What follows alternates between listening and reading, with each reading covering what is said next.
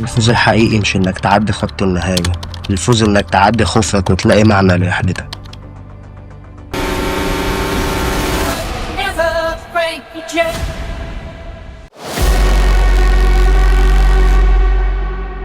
فيلم بيحكي عن صدام ما بين سوني بحكمته وخبرته لسنين طويلة في السباقات بعد التقاعد، وما بين جوشو الشاب الطموح اللي سوني جاي ينافسه في مكانه. الواقع مش بس على حلبة السباق، دي كمان عن المجد والهوية بين جيل بيموت وجيل لسه بيبدأ، مين فيهم اللي هيثبت نفسه.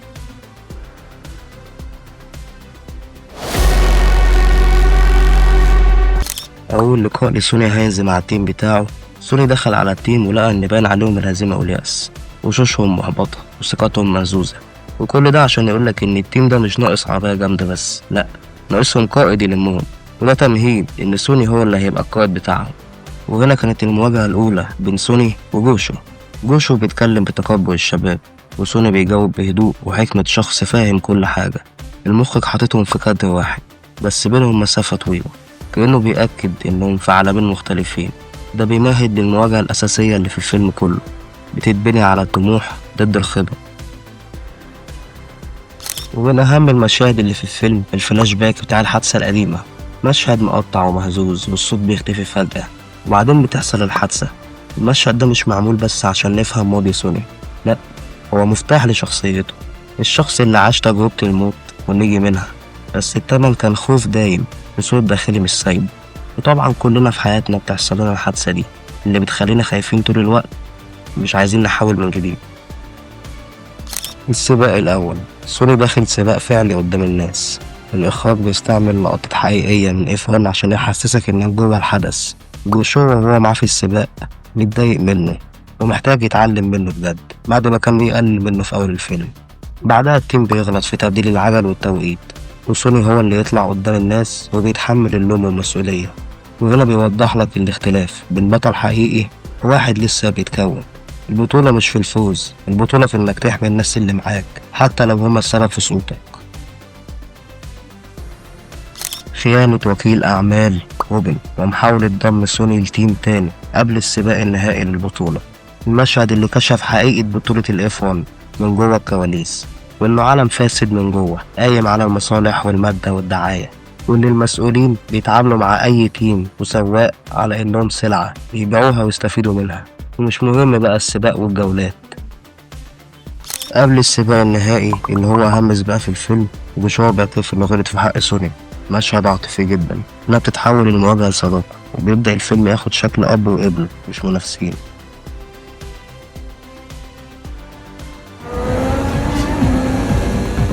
سوني كان ممكن يكمل ويكسب أو يثبت نفسه، لكنه بيضحي وبيفتح السكة لجوشو، وده بيعلمك إن البطولة عنده مبقتش في النتيجة لكن في إنه يدي للي بعده فرصة يعيش فيها اللحظة اللي هو اتحرم منها. وده بيتماشى مع فكرة الفيلم، هي فكرة تسليم الشعلة من الجيل القديم بيسلم الجيل الجديد المستقبل.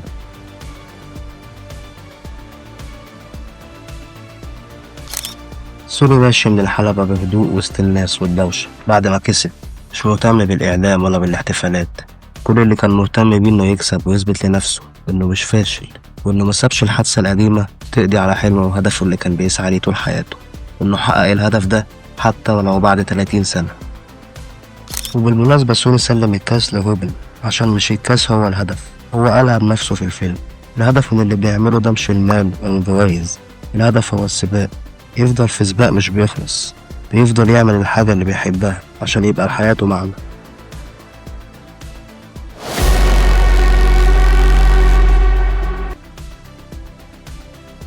سوني في أول الفيلم اتقدم لك كشخص شايف نفسه فوق الكل، لكن مع الوقت اكتشفت إنه مهزوم من جوه، مش بس في السباقات. حادثة زمان قلبت حياته وخلته يسيب الحلبة، وكل ما يبص لنفسه يحس إنه فقد هويته. عشان كده عودته مش عودة سواق بس، دي عودة إنسان عايز يستعيد نفسه. سوني طول الوقت بيتكلم بهدوء لكن عينيه مليانة خوف وتحدي. الشخصية دي تتقدم لك كرمز لأي حد وقع جامد في حياته لكن حاول يقوم من جديد. عشان كده تلاقيه واثق من نفسه دايما، كأنه بيقول أنا فاهم بعمل إيه حتى لو قلقان من جواه. العلاقة بينه وبين جوشو هي قلب الفيلم. سوني شايف في جوشو نسخة منه زمان، نفس الشجاعة، نفس الحلم، نفس التقبل، بس في نفس الوقت عايز ينقذه من إنه يعيد نفس غلطاته.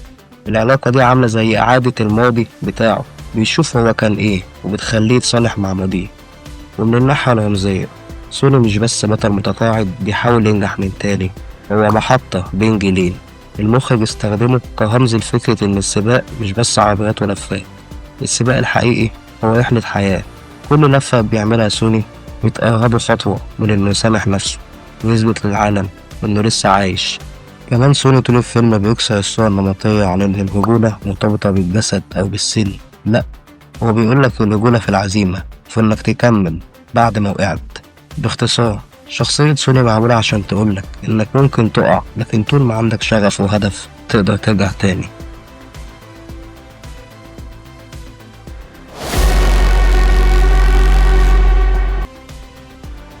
الحلبة في الفيلم مش بس أداة للسباق، ده رمز للحياة نفسها. كل لفة بتعبر عن مرحلة في الرحلة، البداية زي الطفولة، النص زي الشباب المليان تهور وجنون، والنهاية هي الحكمة والخبرة. وده باين مع سوني اللي راجع عشان يعمل لفة أخيرة مش بس على الحلبة لكن كمان في حياته. العربية مش بس وسيلة سباق، دي امتداد للشخصية. العربية بتاعت سوري مثلا بتمثل تاريخه وحلمه اللي بيرجع يعيش بيه. أما عربية جوشو فهي رمز للجيل الجديد اللي بيحاول يثبت نفسه حتى لو مش فاهم إن السرعة لوحدها مش كفاية. الحادثة القديمة، الحادثة اللي قلبت حياة سوني، بترمز للألم والوجع اللي بتسيب الحياة جوانا. كل واحد فينا عنده حادثة في الماضي، ممكن تبقى خسارة، فشل أو غلطة، والفيلم بيقولك يا إما الحادثة دي تقضي عليك أو تخليها دافع ليك إنك تكمل. العلاقة بين سوني وجوشو، العلاقة دي في حد ذاتها رمز لتراث الشعلة. الجيل القديم بيسلم الجيل الجديد، مش سباق لكن بيسلم حكمة. المخرج عايز يقولك إن النجاح مش بس إنك توصل للأول، النجاح إنك تسيب أثر في اللي بعدك. الزمن في الفيلم مشروح بشكل مش مباشر، تلاقي الكاميرا ساعات بتطول في لقطات السباق أو تبطأ في لحظات معينة، ده بالصدفة، ده رمز إن الزمن مش بيمشي بنفس السرعة لكل الناس. بالنسبة للشباب زي جوشو الزمن بيجري بسرعة، لكن لسوني كل ثانية لها قيمة لأنه فاهم إن دي الفرصة الأخيرة. الفيلم بيستخدم الرموز دي عشان يحول السباق من لعبة لفلسفة كاملة عن الحياة والموت، عن الجيل اللي بيسلم جيل، وعن المعنى الحقيقي للبطولة.